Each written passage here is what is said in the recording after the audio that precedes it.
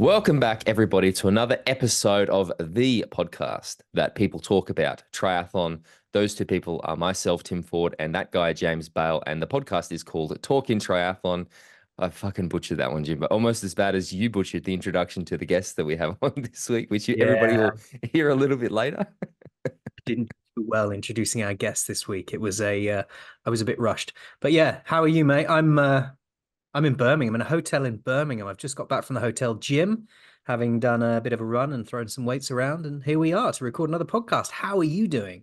I'm very, very well. I'm excited. It is a huge, exciting episode this week. We finally got the PTO announcement, something that we have been waiting with bated breath for what feels like an eternity, but the time has come. We now have the details of the I keep thinking it's a T1000 series. I actually think they should call it the T1000 series. I think that's fantastic. The T100 series. So we're going to get into that. But I need you to tell me something because I've heard you talk a lot about the fact that you are in Birmingham, and I have absolutely no idea where Birmingham is. And on top of that, I'm too lazy to look it up on a map. Where is Birmingham? I know it's in the It's UK, right, it's right next to Coventry. and I know where that is too, obviously. Yeah. No, it's like 2 hours north of hour and a half north of Bristol, if you know where Bristol is. Nope. So basically London, you know where London I is? know where London and Norwich are. They're the two places that I know. And Draw a Devon. line right across to the western side of the country, and that's Yep. where Bristol is. Okay. It's kind of on the same line to London, and then Birmingham's above Bristol. So near So mid, Wales. very Midlandsy. Near Wales? Yeah, I mean it's alongside Wales, but Wales is a Yes. bit. Yeah, it's very Midlandsy. There you go, guys. So not only do we talk about a triathlon on this podcast, we also give you UK geography. I think when we had Georgia Taylor Brown on a few years ago, she explained to me what a moor was, or a dell, or a dale, or something, and I can't even remember. And now you're Birmingham's got getting more canals in it than any other city in the it's UK. got more what? Canals. Okay. Do you know what a canal is? I do know what I fucking yes, I do know what a canal is, and I'm not a completely useless guy. But that is good to hear. It is good to hear. It is, without further ado, time for us to get into the PTO news.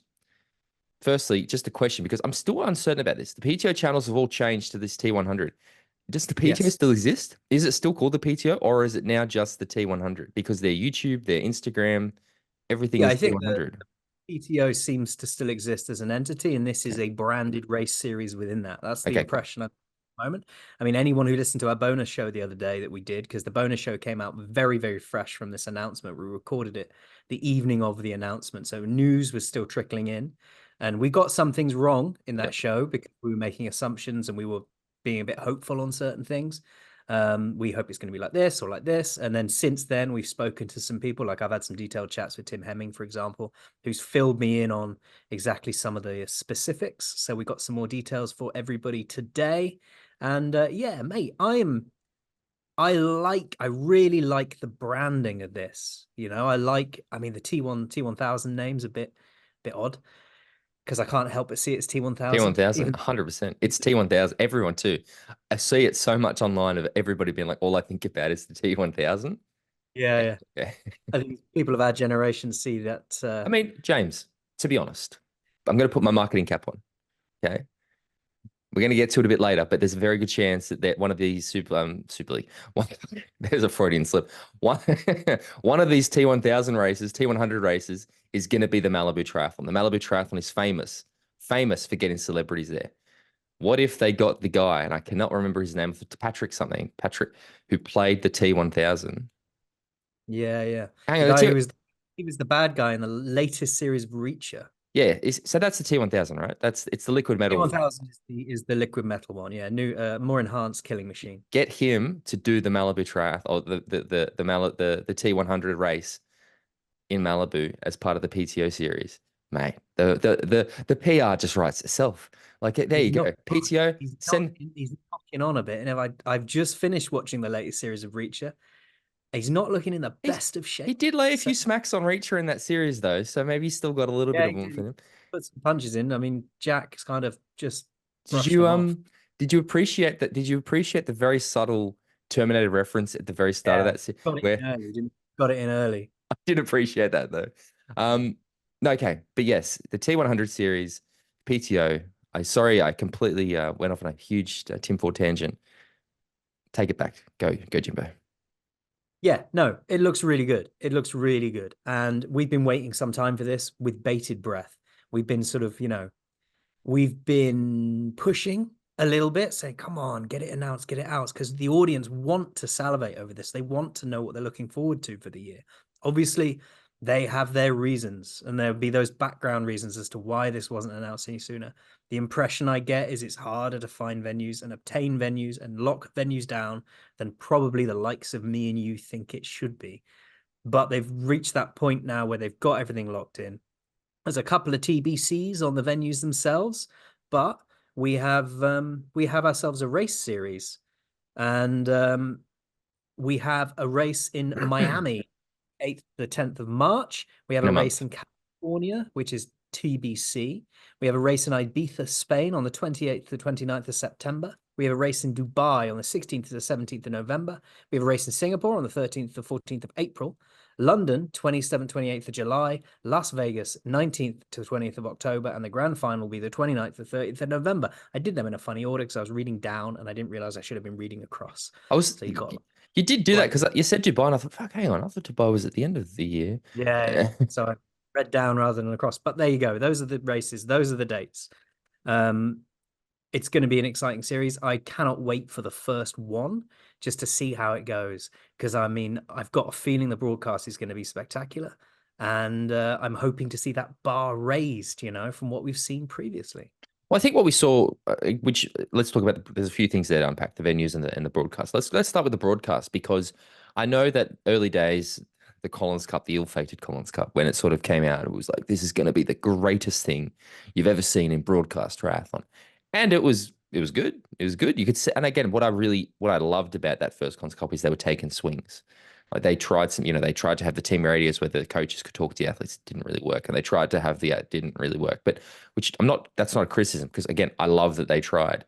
And then we sort of saw the next one and it sort of was downgraded a little bit. And then you look at the first PTO Daytona race, which it was good and there was signs, there was promise, but it was still. And then last year we sort of saw them settle into like, I guess, this works. It's solid. There's a lot, it's a good way to show a triathlon.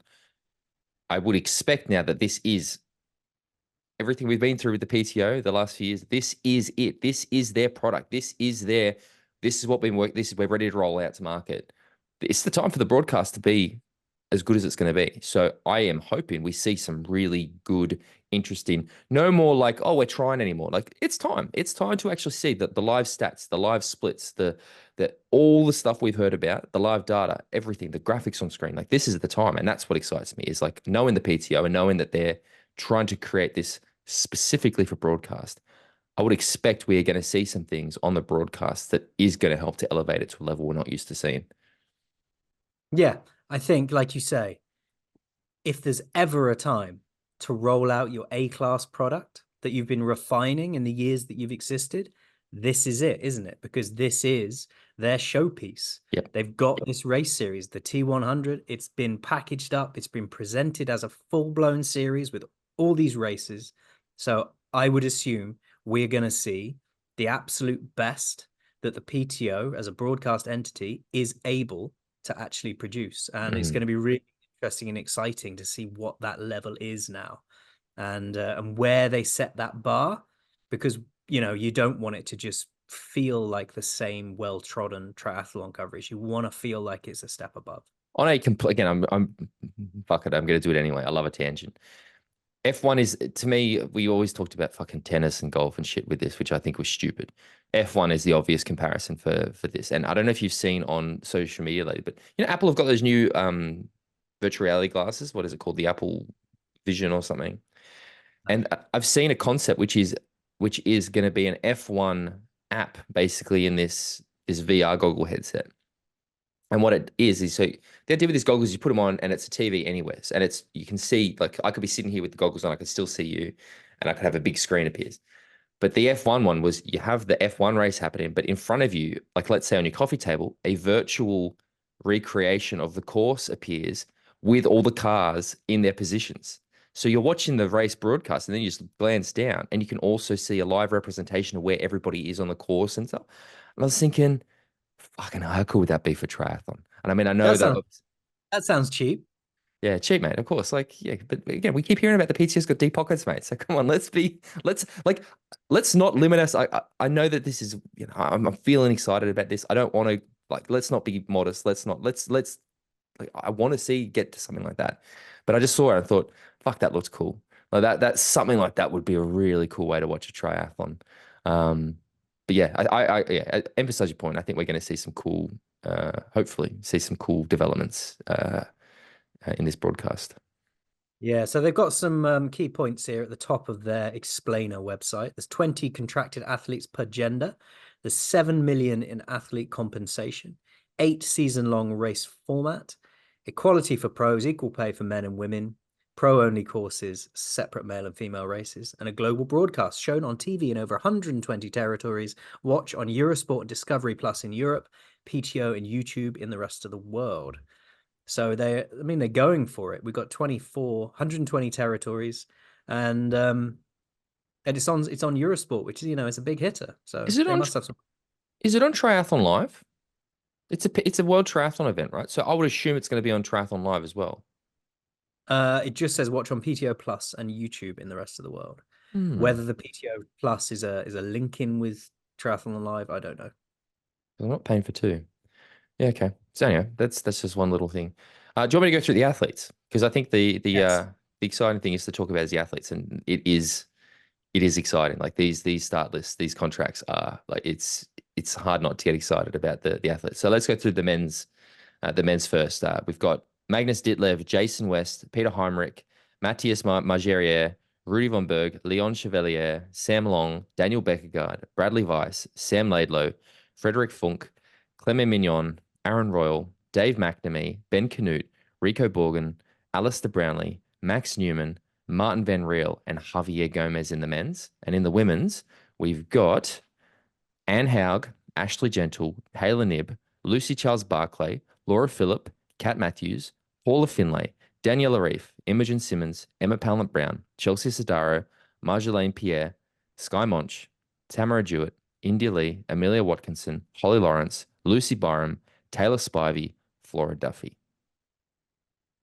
Not Yeah, too bad. man, there's some big names in there, and there's a couple of names I didn't expect. Sky Monch, for example, I thought she was going to be more Ironman series focused, but you know, this must be. I mean, she must see an opportunity here for herself, and I think we've got some big hitters in there. I think we'll see some very competitive racing. Now, there's an argument, isn't there, that they've got no Norwegians there, for example, or anything like that. But I think this is a bit of an acid test of your theory, which is the field almost doesn't matter if the racing's really good. Exactly. Like And yeah. and I think if we see really, really shit hot racing, then you might forget that certain athletes aren't there. Yeah, look, I think I do want to talk about the absence of because there's a few names on the list or not, but I'll save that. I want to again I suppose focus now on the who is because like I look at this and I think that if I think the women's field in particular, I think the women's field is exceptional. And not that the men's isn't. Like I said, there's a few names missing on the men's list that I'm like, oh, I just wish. Uh, I am blown away by this women's field. Like I look at this and I can't think of, and again, maybe it's early in the morning. I'm not whatever, but I cannot think of a name that isn't on this list that I want to see there. I mean, there's obviously, I'd always like to have extras added onto it, but like Anne Haug, Ash Jennell, Taylor Nibb, Lucy Charles, Laura Phillip, Kat Matthews, Paula Finlay, like just that group alone, racing 8 times. Like this is a world championship field that we're going to get to theoretically see race 8 times. Fucking hell, mate. Like there we go, done. That's my triathlon vision for the year. Done. I'm happy. Yeah. Even the addition of Taylor Spivey, for example, Oh, that's that that makes me very, very happy. yeah. It's kind of what we verbalized, right? We spoke about this a few weeks ago, and we said that in terms of the wild cards, I believe you should be looking for those short course athletes to sort of supplement it. So to have Flora Duffy and Taylor Spivey in there, brilliant. Flora Duffy, bit of a question mark. I think we haven't seen Flora for a while. We know she had an injury. Is she going for the Olympics? You'd assume so. She wants to defend her title, which means that she's going to be doing because my understanding is that the Olympic athletes do like a half contract. They don't need to do all the races. They only have to do like the post Olympic races. But yeah, like to see those two in there in particular. I mean, Lucy Byram, I think as well in terms of a wild card, the impact that she had on that race in Milwaukee last year, where she was the only one who sort of took it to tail and nib a little bit in that race. Like she really made a name for herself, and I think that is such a good reason to give her that wild card. And it also shows, I guess, a bit of a commitment to developing young talent because there's a lot of names in here that are very familiar to a lot of people. So, and again, it's one name, like it's yeah, okay, cool, but it's still there because we've also got, and it's I'm going to flip flop around a little bit. I know he is the 70.3 world champion. I'm aware of this, but I also think that having Rico Borgen in the field as well is almost like that development thing, right? Like, I mean, by right alone, because he is the current 70.3 world champion, he deserves a spot here. He's also an Totally. extremely young athlete. And I like that we have the Lucy Barnes and the Rico Borgens there who are going to actually like they're young. Like it's that's a good step. Like I want to see.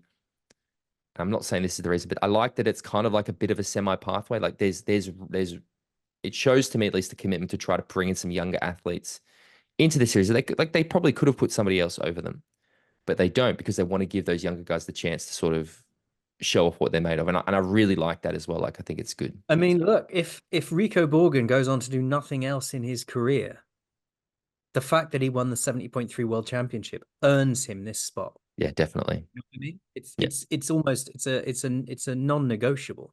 The 70.3 World Champion gets an opportunity in this race series. That's the way I see it. So do you want to go into the specifics of how the actual series works? Because this is probably the biggest point of confusion, at least for myself, and I think it's clear now. There's still a few things I'm not 100% sure across, but we've got a lot more information. Certainly got a lot more than when we recorded the juicy bonus we did a few days ago. Uh, do you want to go Yeah. through, I guess, the specifics of how this Yeah. works? So there's 8 races. Each athlete has to do a minimum of 5 races, and the grand final at the end, which is a location TBC, is going to have extra points added to it. So 20 athletes of each gender will line up for each race. Based on their own race selection, this will be a mix of contracted athletes and hotshots with wildcards filling in any remaining spaces. Every finishing position earns points from 35 points for first place to 1 point for 20th. And at the climax of the season, the grand final will offer even more points to keep every athlete fighting for each position. If athletes are tied on points, their order in the T100 points table is decided based upon head-to-head performances of each athlete over the series. Now, from those 8 races, they've got to do a minimum of 5. So you'd think, sensibly, you'll see people racing 4 plus the grand final. Because if you're going to be competitive in this series, you want to be doing the race that's got the additional points. So it's going to be 4 races plus the grand final. Out of those 6 races they do, 4 of those races are scoring races. So it's not going to be cumulative. So you're not going to have a points table that's running throughout the season, which would benefit those people that did more races. If you did all 8, you'd be, and someone did just their 6 or their 5, then they would be at a disadvantage if it was cumulative, but it's not. It's your 4 best races are your scoring races. So wherever you get your 4 best finishes, those are the ones that are taken to give you the points for the overall table at the end. Just when you were talking, I was just thinking about something, and it kind of links to this, but it also links to what I was saying, and I suppose it's kind of a closed ecosystem, right? Once the original contracts were based on your position on the PTO rankings. PTO rankings are based on the certain things with races. They've got different class categories, and last year at least all the PTO events were the platinum events, the biggest races which you earn points at. Now I'm just trying to remember because I swear isn't a part of the factor based on the prize purse or how much prize money is available at a race. Because I think if I'm correct, it's $25,000 for first place at one of these PTO events. Yes. So does that mean that the PTO events aren't all going to be the platinum tier events? I don't know. I don't know. Hey, I'm just sorry. I was just thinking that. Diamond. Yeah,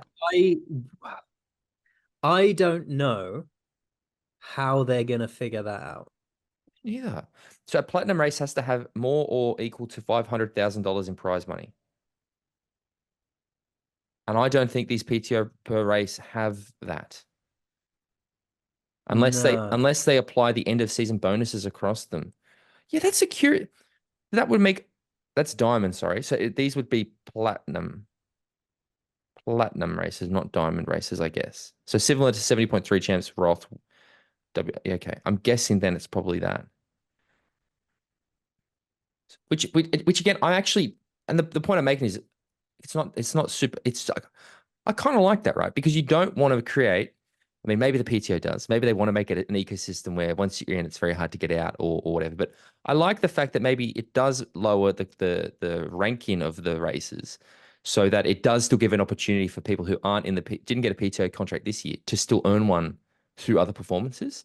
If that's the case, that's excellent, I think. I don't know if that's the answer. Again, we actually 125,000 from 20th to first place. The total prize money is 125,000. so that would make it a silver tier race. No, sorry, that would make it a gold tier race then. So that's Okay. a so that's a gold tier race based on the prize money. I don't know. I don't know. I don't know I'm sure that's probably out there, but I don't dislike Yeah, I that. mean that's an interesting question to ask them, isn't it? How do they apply the PTO ranking Mm. points based on this series? Because that is an interesting one. Because if someone is dedicating themselves to their PTO series, yet they're essentially taking a handicap on how many points they can gain for their PTO ranking by focusing solely on that series and not races that have got the platinum. A- That's And really and again, we talked about this. We've spoken about this for years, right? Like that idea of relegation. So let's say hypothetically they are gold races, which means that they are capped at nine or the most you can like 90 points or whatever.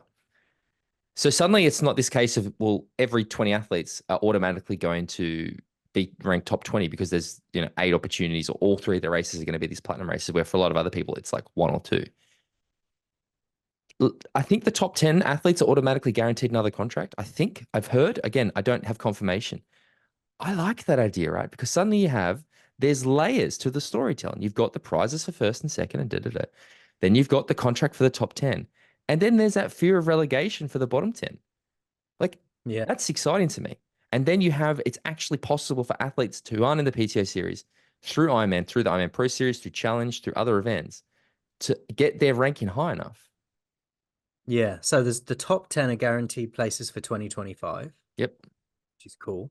Yep. Um, Six chosen by PTO rankings, four hot shots. If the points, prize money, and the T100 World Championship titles weren't enough, there's also an opportunity for athletes to earn their T100 contracts for 2025, or the jeopardy of losing their place in this series if they don't perform. The top 10 athletes in the T100 standings at the end of the season will guarantee themselves a T100 contract in 2025, whether they're 2024 contracted athlete, hotshot, or wildcard.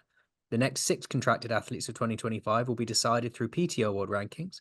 The contracts going into the six highest ranked athletes who haven't already earned a contract, regardless of whether they've raced the T100 race or not. The final four contracts would go to hotshot athletes. So it is there. That's awesome. Yeah, that is. That is awesome. That is really, really awesome because that also addresses a lot of the points we've been making about, oh, well, you just go up, you just shop and go around the course route. Like, fucking hell, that really that's one of the most positive things I've heard about this series is the fact that they're like nobody's There's just there's there's an there's a little incentive. extra. While the simplified scoring system for T100 will decide the winner of the T100 Triathlon World Series, athletes will also receive scores for their PTO World Rankings based on the current PTO World Rankings system rules. This allows T100 athletes to factor in the PTO World Rankings alongside those doing other professional races. So, if by their own system, if there isn't a some kind of, you know, these races are going to be amplified because they're PTO races, then yes, you're right. These would just be gold tier races and would count towards the PTO rankings in that manner. But if what you're saying, from what I'm understanding or hearing, it actually doesn't really matter because they're saying, I mean, I don't even know if the end of year Yeah. bonus happens anymore because it just means if you are in that top 10, sorry, that if you're ranked, Guaranteed. yeah, you're not getting a contract for next year. It's then they automatically will go to other athlete see, can you is it the next six athletes who aren't on a T100 contract The next six, right? The top 10 athletes in the T100 standings at the end of the season will get the contract? guarantee themselves a T100 contract, Yep. whether they're 2024 contracted athlete, hotshot, or wildcard. The next six contracted athletes for 2025 will be decided through PTO World Rankings. The contract's going to the 6 highest ranked athletes who haven't already earned a contract, regardless of whether they race T100 or not. Oh, hang on. So it's just, it doesn't matter. You might have raced this series Okay. and not been in the top 10, but you're the next 6 ranked athletes in the Okay. PTO rankings, get a contract. Okay. So that does it does matter then. So it will matter about how they define these races because there needs to be a pathway to get in that top, or what, 10 to 20 that isn't through PTO events. So yeah, okay. I think it's a point to ask. Interesting. Still doesn't hinder my excitement about it. Like I said, I would love that because there is that relegation factor then, right? And then you're gonna have athletes who are like going to be scared about not getting that contract for next year and stuff like that. So that's an exciting little wrinkle in it that I get really excited about. And again, it just helps that narrative, right? So I think it's awesome. I really yeah, do. I'm down with it, man. I really yeah. am. It's difficult to looking at the start list. It's difficult to pick people that I think are gonna go well at this because we've never really seen this. You know, we're about to see the Ironman series and the PTO series kick off. Now, maybe before our time, there are attempts at things like this, but in our sort of time as fans of this sport, we've never really seen a series like this. I mean, SLT did something similar with but their series are very truncated, aren't they? You know, it's like boom, boom, boom, boom at the end of the year. The Maybe race not. is just, Maybe not anymore. Who knows? yeah, we'll see. We'll Who see. But knows? to this point, so it's quite interesting going in and not really being able to tell who's going to be racing. And it's going to be tactical, isn't it? Because I wonder, I'm interested to know how far ahead you need to say you're going to do a race. I And are believe people going to, that I believe they're trying to get the athletes to commit. Again, I was talking with an athlete, a source, and they were saying that they're trying to get the athletes to commit as early as possible. So they want to right? know because they want to be able to go out and get the wild cards for the races that aren't going to have the full fields. And I also heard, and again, this isn't confirmed, but so don't come at me, PTO. It's not a rumor, just a thing I've heard. That let's say the contract's 100,000, which I think is what we've heard is the contract is 100,000 to do the series. If you miss certain races, it's reduced by the number of races you miss. So you don't just get the 100,000. It's exports that. It's 113,000 per race or not. I can't remember. I'm not good at maths. If you miss one of the races, they take that amount out. So I Is that don't if you don't do all 8, or if you miss one of your 6? I don't know. Sorry, your 5, is it? Yeah, I don't know. minimum 5. Because I think that's yeah, I don't know. you'd think that would probably be based on the 5. Let If me you see don't what it do your 5, says. you'd start to see it being chipped away at your, because you can't say, oh, it's a minimum of 5, but then you only get paid your No, 100,000 if it's you the do. eighth. It's of the eight. From what I was told, again, not confirmed, just a rumor. It's of the eight because they want people to do all 8 races. It's a minimum of 5. But I think, again, I don't know. These are all things we'd like. There's probably an answer out there. There's probably another. Sam's probably done an interview on another podcast and he's answered this. I just don't have the information. Yeah, Um, yeah. It's. I wonder if we'll see anybody do the whole all 8. I hope we do. Yeah. This is where we get to. This is the point that this is, I guess, the biggest. Again, I'm not trying to be negative about this. I want to emphasize how excited I am about this. The one thing that I sort of struggle with a little bit that is this.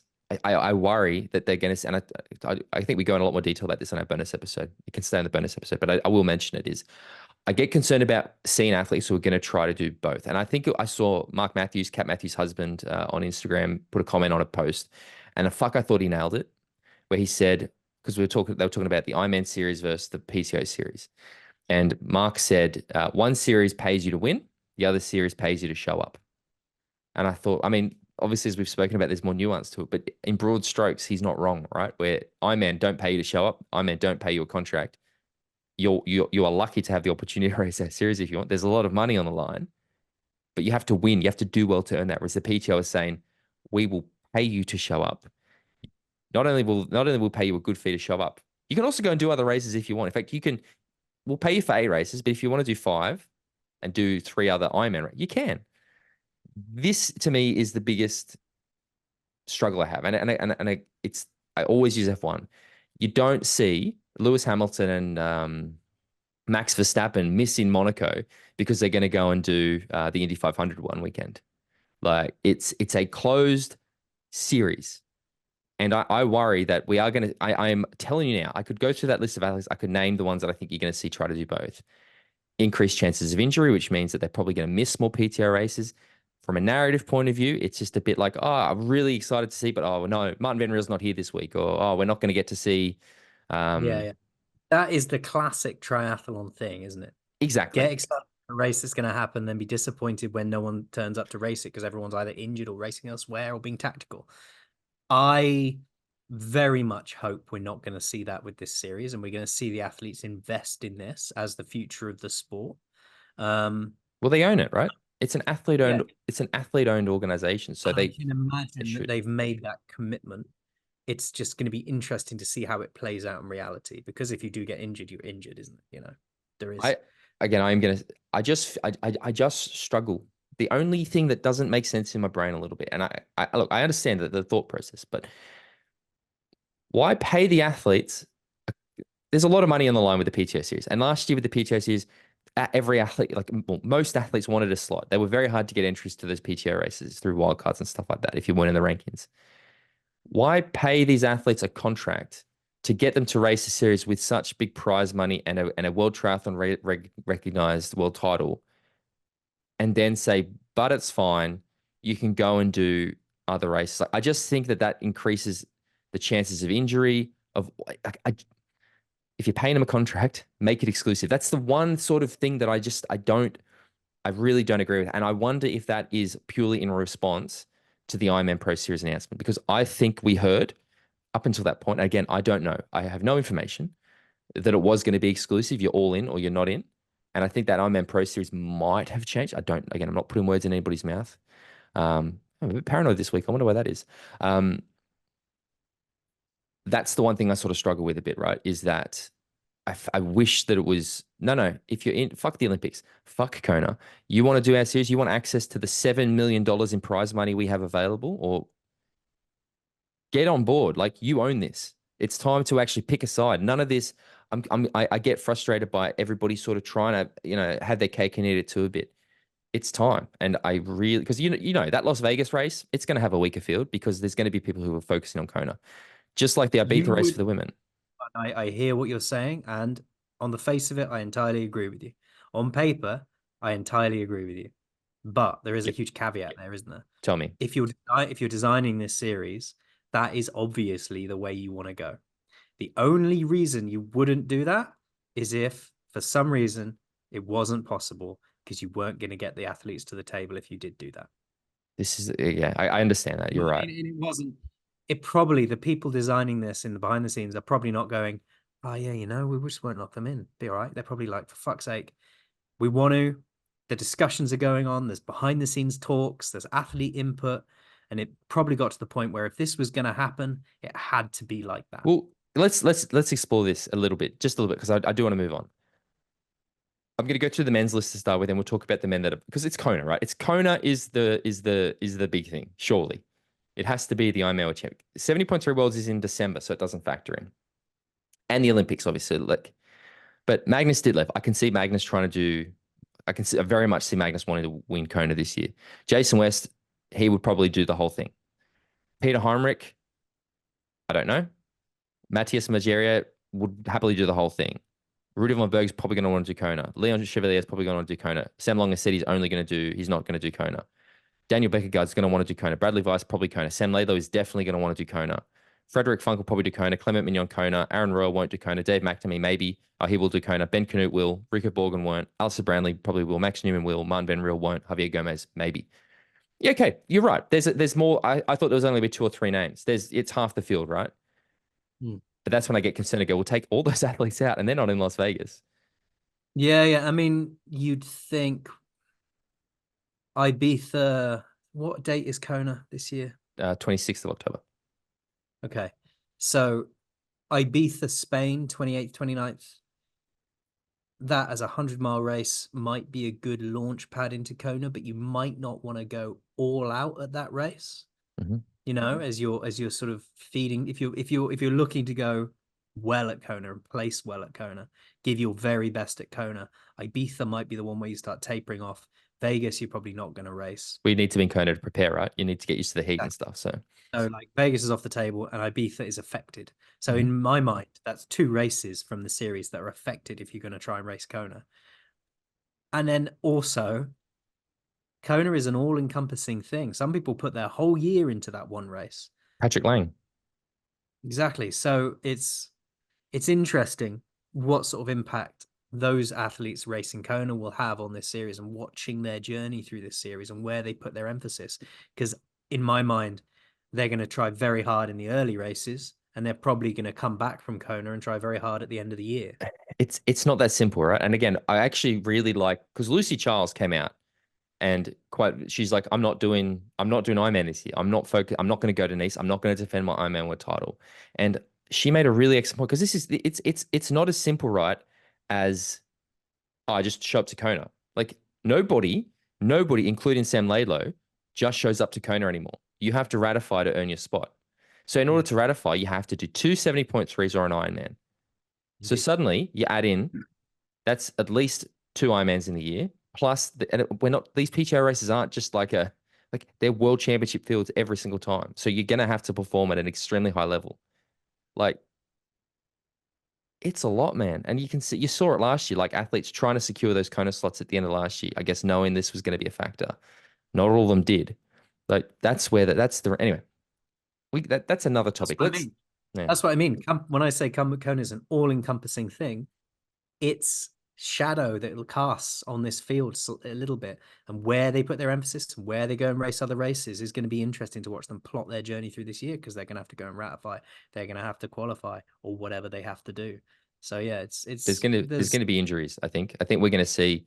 I think we're gonna see a few people injured as a result of trying to do everything. And I think we're gonna. I think what I've said it before. We'll see some people try to do them both at the start of the year. I think Texas, probably Oceanside, are gonna have pretty deep fields, and then as it goes on, I think we're gonna see people drop off and hopefully pick their sides right because I do kind of want to see that. I do want to see. Yeah, just anyway, doesn't matter. Again, this is a very, very positive thing. This is something that I'm extremely excited about. Anything else we want to talk about the T100 series, or do we want to move on to the next little bit?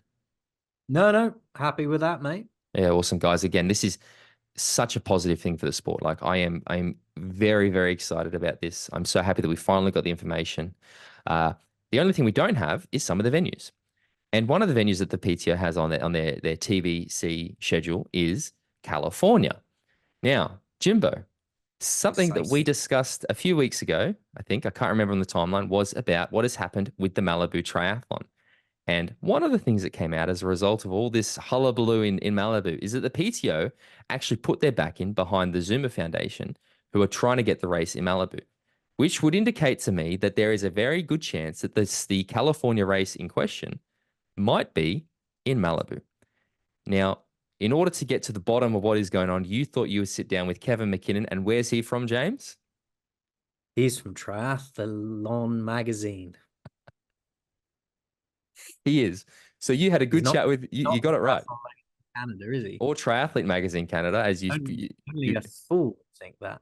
enjoy the introduction to this, where James completely butchers where the guys where Kevin is from, and then gets corrected, and then immediately says the wrong thing. Like, very, very good. So you chatted with Kevin about the situation with the Malibu Triathlon, and I think it ties in really well with everything we've been talking about with the PTO. So we'll drop that interview with Kevin in, and then we'll come back and give a little bit of thoughts. So yeah, as me and Tim have probably just said, this week joined by Kevin McKinnon from Triathlete Magazine Canada, founding editor of Triathlete Magazine Canada, and really good of you to come and join us, mate. How's things? Good. Triathlon magazine, Oh, Triathlon Magazine and Canada. yes, and we've recently over the last couple of years dropped the Canada. So since Triathlete stopped publishing a magazine, we're sort of the last magazine standing in North America. So we figured we'd go just with Triathlon magazine. So So there I you go. completely butchered that intro, didn't I? Hey, no, I'm 100% used to it, and at least you didn't say Triathlon Canada. Everyone thinks I'm like the person who runs the organization or Yeah. the national governing body, and that's absolutely not the No, case. no. Mr. Federation himself. So what's been going on in your world, in the world of Triathlon Magazine Canada? Well, yeah, it's sort of normal craziness. Not a whole lot of pro racing happening right now, so focusing on lots of other things. I've been gearing up one of the biggest issues that we do every year is our buyer's guide. So that comes out in March. So trying to get my head around all of that. And then there's been this little funky action going down at the race in Malibu that's been keeping me more than busy the last couple of weeks. And I have no doubt that that's why I suddenly was somebody of interest for your podcast this week. Absolutely. Look, I mean, I know that Super League had been having trouble down there. I know they'd purchased it. I know there was some issues. I know they then lost the race license. But it was your article that you wrote that really gave me some insight into it. So I thought you might want to come on and give the listeners an idea. What exactly has been happening, and how did you find out all about it? Oh, yeah. So this all started to come to play last fall, actually. Um, so the Malibu Triathlon sort of hit our news things early for us here in North America. They ran into a crazy scenario where they almost had to cancel the race because they couldn't get permits. And so what was happening was there was flooding over part of the course. Yeah, I remember And that. so they had to try and redo the permits because of that. And part of the flooding incorporated an endangered fish, if you can believe this. And so there was no, everyone's like, yeah, you can redo the permits. The problem is, you like with the permits, you need to give people, I think it was 28 days notice or 30 days notice, and they were getting these permits 23 days before. So um, the basically it had to go to city council for them to overrule that. So they didn't get the permit to actually put on the race until the Monday before it happened. So, made for some great copy and everything. It actually was never like city council was always going to give it to them. I think they were pretty Never in doubt. confident the race was going to go on. But meanwhile, kind of in the back burner of all of that was this RFP that had been put out, so a request for proposals. So for some reason, early last year, the city of Malibu decided that they were going to look into the permits. So they only hand out two permits to basically close down the roads in the city of Malibu. One is for a running race, one is for a triathlon. And so they looked into basically the handing out of those permits. And so they started this RFP process last year. And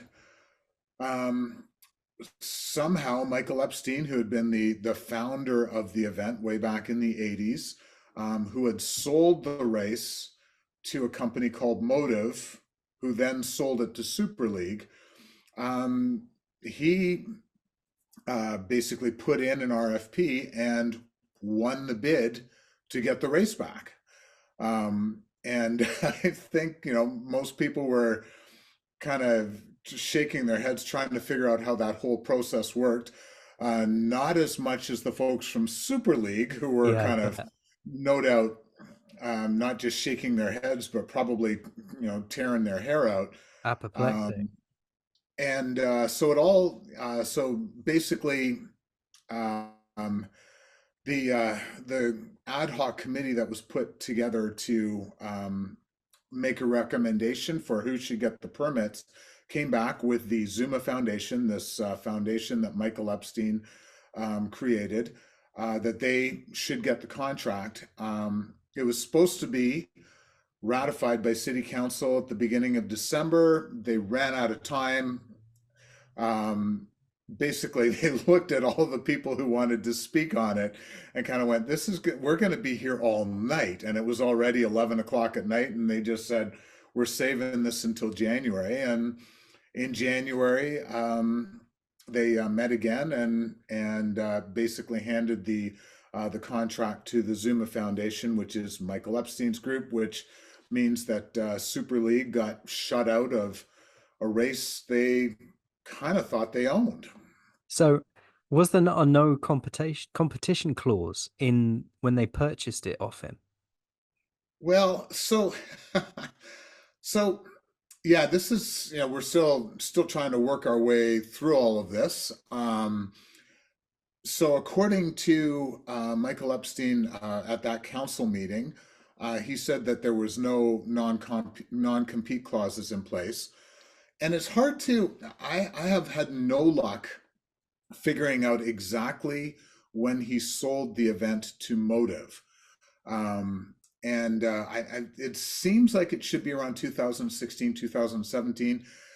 He told the council that it never actually was a sale. It was more of a share deal. So he became, I guess, got shares in Motive or part owner of Motive.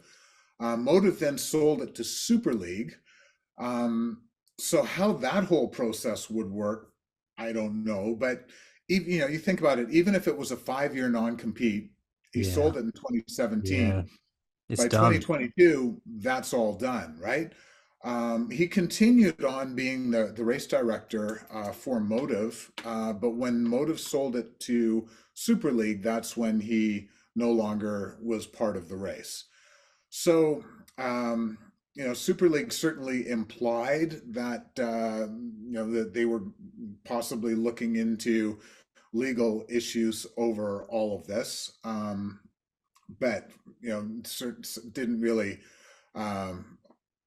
No one's talking, so I really don't have a good idea of where all of that stuff is. And then, I guess the real reason we're having this conversation now is because of the story I broke on, I guess, Thursday, Yeah. The final where twist in the tale. Well, it might not be the latest twist in the tale. It may not be the final. the latest twist in a crazy tale, where I was able to get the RFPs for the events, and the Zuma Foundation proposal included a letter from the Professional Triathletes Organization that promised $300,000 to go towards supporting the event, along with technical support and marketing support. So this sort of throw a wrench in the works, I guess, because so much of the Zuma Foundation bid had been talking about we're the hometown crew. Like, Michael Epstein lives in Malibu, and so this event was, we're bringing it back to Malibu. We're not going to be aligned with a big international global organization that only wants to pay professional athletes. And then turns out, well, there is a big global organization that looks to pay professional triathletes involved. What would be the rationale? What have you found so far as the rationale behind the PTO backing the Zuma bid? Yeah, so unfortunately, the PTO has not provided me with any sort of a statement or anything around it. The only thing that would seem logical would be that this would be part of the PTO tour for 2024, which is to be announced. I believe the World Triathlon just said that they were doing the announcement for this series, I believe January 30th. You might actually know better than I, because it's happening in London. So, I guess we'll know for sure at that point if this race is going to be part of the PTO tour. That certainly was not in any of the bid material, any of that proposal, that there would be any sort of pro race or 100K event. So, yeah, this is the big question mark. I've reached out to some of the pros who are involved in the Professional Triathletes Organization, and whether or not they're stiffing me or not, but they basically said they knew nothing about all of this stuff either. So yeah, there's a lot more question marks, or a lot more questions to be answered than answers at this point. So the idea that it might be part of the PTO tour, is that something you've heard from somewhere, or is that a conclusion that you're drawing based on, look, the logical answer is that that might be the case. To me, that would be the only logical reason to Yeah. be giving the event $300,000 and technical and marketing support. But hey, I'm just a triathlon journalist. Like, what on earth would I know?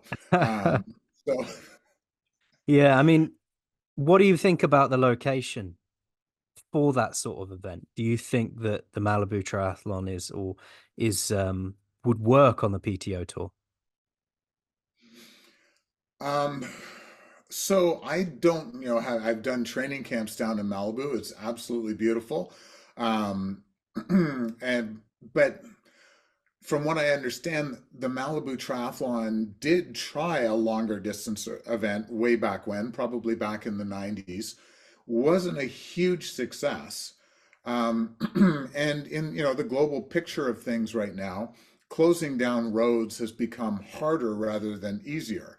And you're closing down the PCH Highway, Pacific Coast Highway.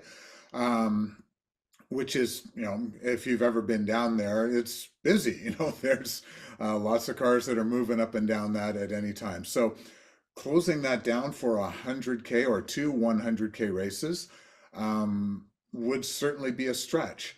Um, Now, that said, I can't think of a better spot for the PTO to head to. You've got Los Angeles right there. It's a monster media outlet. The Malibu Triathlon, which I guess now will be the Zuma Triathlon, is famous for all the stars that have been there over the years. And so, what better type atmosphere for a professional triathletes organization to be at? So, on that level, certainly would be a fantastic spot. But I just have no idea if that is in the cards this year or not. What do you think this does for relations between the PTO and Super League? And do you think that matters? Ooh, yeah, that's a really good question. So, you know, here's where I think this matters. Um, so the PTO right now isn't there isn't a lot of crossover between PTO athletes and Super League athletes, No. but there will be, right? So you look at a lot of the Super League athletes, many of them are gearing up for Paris this year. And once they're done with the Olympics, they're going to start wanting to move their way up, right? When you look at the top earners in our sport, most of them are in longer distance racing. Yes, Christian Blumenfeld finished second in the overall prize money rankings last year. And yes, he's gearing up for Paris, but where did he make most of his money? From the PTO. So a lot of these Super League athletes right now are going to want to move up to the PTO.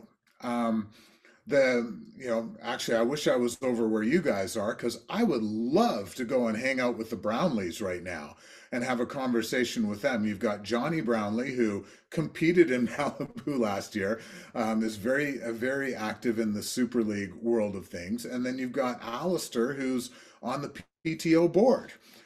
So like, hey, I'd love to spur that conversation between the two of them and get that going. So at that level, yeah, I do think and it's sort of think it matters. Both of these organizations trying to, I don't know if take on the right word, but trying to, be the big players in elite or pro triathlon ranks in the world right now.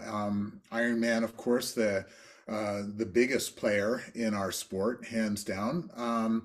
But these two want to be in that mix. So having them fighting with each other doesn't make a whole lot of sense for either one of them. Do you think that is a bit of an insight into the triathlon ecosystem as it is? For a sport that is trying to grow, quite a niche sport, but it's trying to grow, and it has the potential to be a lot bigger and a lot more successful and bring in a lot more sponsors in and money and endorsements. And Do you think that part of the problem with triathlon is that you have got all these stakeholders that seem to just do each other over rather than try and lift the sport up? Yeah, well, so to me, that part of what hits home for all of this right now is we're at a real crossroads in the sport, and I wrote about this last year in our May issue of the magazine. You've basically got a couple of billionaires who have rolled in and are backing some organizations who are based on triathlon being a spectator sport. And then you've got an organization that is completely built up on triathlon being a participation based sport. And so we have this, back and forth kind of dichotomy over that of, where are we at? What is the sport really? And so I think that's ultimately the big thing that is trying to be figured out right now. And are we a sport that can engender rights fees? So this is one of the things with Charles Adamo, the founder of the PTO. He and I would go back and forth all the time because he kept telling me that the PTO was going to make money from rights fees from broadcasters, and I kept saying, yeah, no, that's not going to happen. I'm 100% happy to be wrong on that front. Believe me, I was a pro triathlete, never able to make enough money as a pro myself, so I got into coaching and then journalism and all of that stuff. I would love it if that was different, and I hope that I'm completely wrong on that front. But I think that's the struggle that we're going through right now. And so I'm not sure if I really have answered your question or not. No. I mean, do you think for the last question I'll ask you then, do you think triathlon has the potential to be a successful broadcast sport, depending on where they get their money from? How it might not be right, but like, do you think it has the potential to be a successful broadcast sport? I think it already is a successful broadcast sport.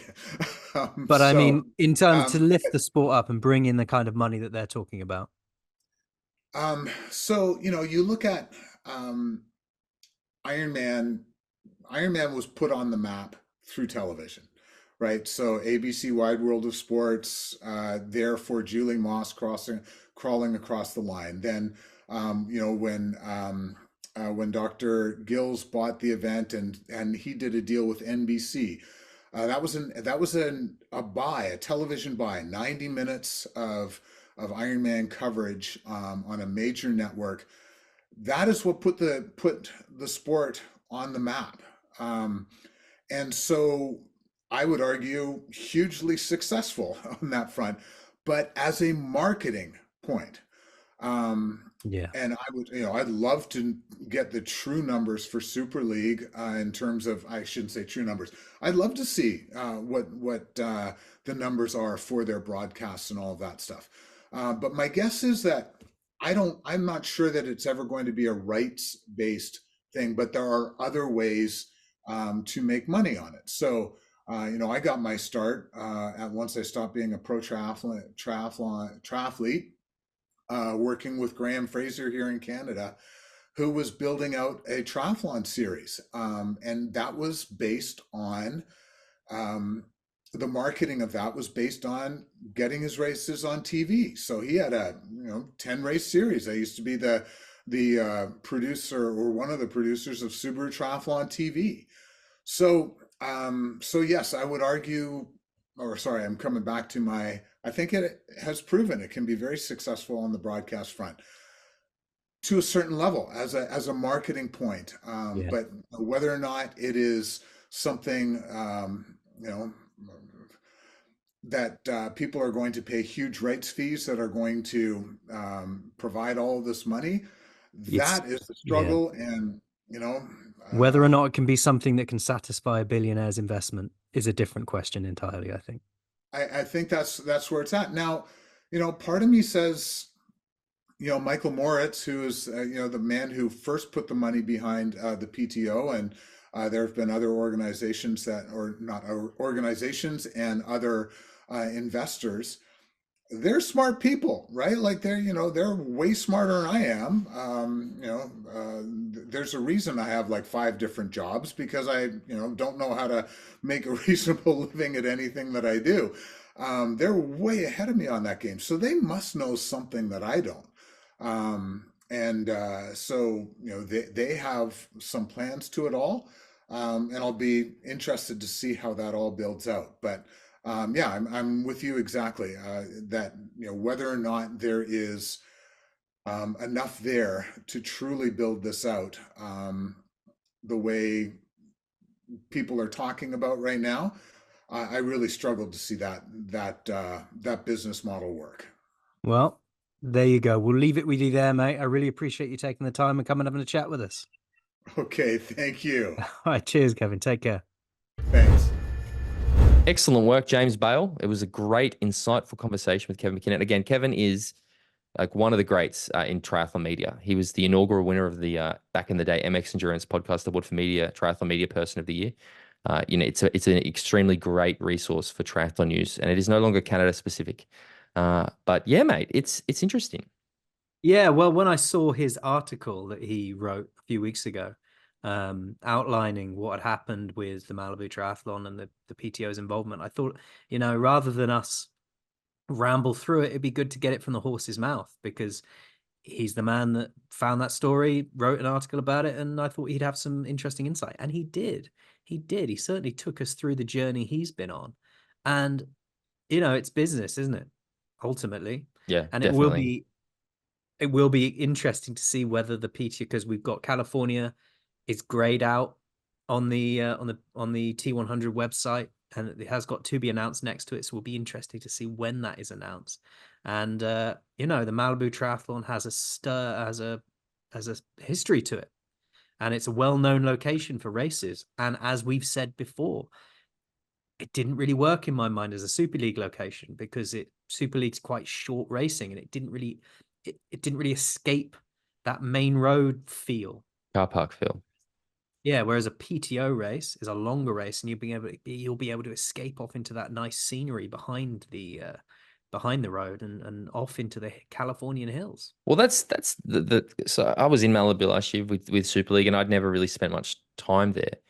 And that's what surprised me so much about it, because we stayed in a place called Agoura Hills, which was about 40 minutes north of Malibu Beach. And the first day we drove to the actual beach to do like the course recce and stuff, I was driving in the car just like, holy fuck, this is spectacular. Like winds in like hilly as all fuck, mate, to be honest. Like a like cyclist paradise. And then you get to the beach, and the beach is just a shit road along the beach. It's and very again, it was overcast when I was there, but it wasn't very glamorous, right? So that's the thing about if it is a Malibu location. I love the thought of it, because there's all these hills and stuff. So we could see a really, really tough course if they chose to go that way. Look, I don't. Yeah, it could be considered a little bit whatever. It's business, right? And I think the biggest issue I have with it is it's just another example of triathlon doing triathlon. Like, heaven forbid we find somewhere new. Heaven forbid, we actually all try to elevate the sport. It does always seem like it just always feels like there is this like one up and shit. Or I've said it before, like this self cannibalization. But again, I get it. Cannibalistic nature of the sport. It is business, and every organization is always going to look after their own best interests and try and put themselves in a position where they are getting whatever they want out of the negotiations or out of the situation. I do want to, because I did mean to talk about this earlier and we didn't get to it. And I do want to talk about one thing, because there is an element of this whole T100 series that I think hasn't really been addressed, and I think is incredibly positive. Like, and if this is true, it's another example of it. Is we've spoken a lot about seeing more collaboration in the sport, and from what we understand, the Miami race is Clash Miami. The London race is Challenge London. This race is probably the Malibu Triathlon. What we're actually seeing is the PTO working with others in the. So it's funny, we're like, fucking, they all get at each other and they self-cannibalize. we are seeing the PTO actually work with other organizations in the sport, which I think is an incredibly positive thing. I fucking wish it could happen with Ironman. I know it probably won't. But like that's another thing I think we need to give them credit for is that we are actually somebody said, oh, maybe it's because they were desperate for location, so it's easier to just find existing races and piggyback on them rather than lock them down themselves. I don't know. I like the fact that we're seeing them actually try to work with some locations. Like I think that's again, it's we need more of it in the sport because you want to see more the rising tide lifts all boats sort of thing. So I just wanted to make that little Yeah, no, addendum. the very valid point. We often can be criticized for saying that the sport's always fighting itself, but yeah, you're right. They are working with other organizations and bringing that PTO shine to existing races, which is never a bad thing. So here we are. We've discussed it. We've heard about the stuff in Malibu. Again, Kevin, thank you, legend of the sport. Where's your like? Wait, what are your thoughts? Wait, what do you think when you think about the PTO series this year? Like, levels of excitement, things like what are your overall thoughts about it? I'm really looking forward to the London race. I'm going to go to the London race and make sure I get to see that because You it's gonna race London's. it? Am I gonna race it, mate? No, Okay. probably not. I don't own a bike anymore. I mean, that's an easy fix. Anybody out there want to get me a bike? Then maybe I will. I get you Ventum. Get me a yeah. I'll take a Ventum off you, mate. I don't have Give me one. I'll get you one. to buy. I will buy you a Ventum. I honestly, I would buy a Ventum and give it to you if it meant if you commit to doing a triathlon, at least a at least a T100 distance race on a Ventum of my choosing, I will buy you a Ventum. Deal. Or Deal. maybe one of those coup cycles. Which one's more hideous? What about one of those ones that Christian Blumenfeld's got, the 12 grand ones or whatever they are? Hey, come on, Christian. We know you love the podcast, mate. Can you get Jimbo a loaner of one of those KDX bikes to do a race on, and we can get the guys at Giant to put the most hideous. I mean, Christian. Again, I'm talking to you directly now. Christian Blumenfeld, Olympic champion, Ironman world champion, 70.3 world champion. Christian Blumenfeld. We know that you made the white tri-suit famous, but let's not pretend that was your idea. James Bale did it well before you, and I think you owe him. I think you owe James Bale for being the fashionista icon and trendsetter that he in fact was. So you need Hey, to look, make a call to get him on someone one of can those get me a KDX bikes. really ugly bike. I will make a comeback to triathlon for the London T100 event. Come on, audience. I know how many of you are involved. I know that there's people who work in Got to be sport. an ugly bike. Yeah, I want to activate our audience now. All the pro athletes, all the people who work in the sport, everybody out there. Let's get James Bale the ugliest bike possible, and then he has to do at least. In fact, let's talk to Sam Renew for the guys at the PTO. We need to make this a thing. We need to make James Bell do the London race on the ugliest bike possible, wearing an all white tri-suit. This has to happen. It'll Fuck have to be yeah. the original. There we go. That's our little thing. Well, that is probably a good spot to leave it then this week, mate. It is again. Hang on. You asked me the question, so I got to ask you where are your thoughts? That's what I was trying to just super excited, mate. Like I said, I have been waiting, and I think I've been getting frustrated by not knowing. Like that's and I have heard, I cannot tell you how many different people have told me different things. So it is very nice to be like, okay, this is it now. We know what it is. This is where we're at. We know the athletes. Yeah, And it's not long. Not long, Not mate. long. It's a month. It's a month. Yeah, it's a month.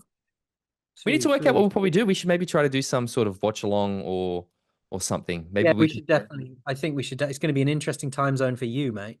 That's fine. It's for triathlon, mate. But No, yeah, we should definitely do an online watch along. We could do like the biggest Zoom meeting of all time or something, there's other platforms like Twitch and stuff that we could probably use. It's probably a bit easier. Yeah. See, Yeah, maybe we do something like that. Kids than I am. Yeah, no, it's true. Anyway, Jimbo, I didn't even say at the start. Guys, if you want to support the podcast, you want that bonus episode we recorded this week, where we're live recording, we're probably a bit more opinionated about some of this stuff. Head to patreon.com/talking triathlon. But Jimbo, if people want to find out other things about us, what do they need to do?